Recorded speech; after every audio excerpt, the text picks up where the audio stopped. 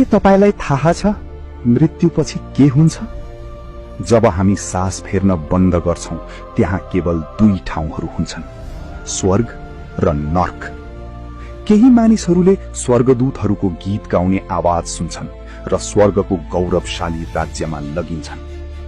तर धेरै जसो मानिसहरूले आगोको अनन्त सल्फर ताल देख्छन्, शैतानको घिनलाग्दो हाँसो सुन्छन् र आगोको तालमा फ्याँकिन्छन्।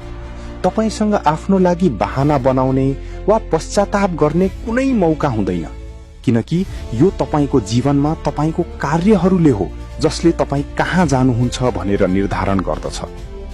विचार त्यसैले आज आफ्नो शब्द र कार्यहरूलाई कम आकलन नगर्नुहोस्।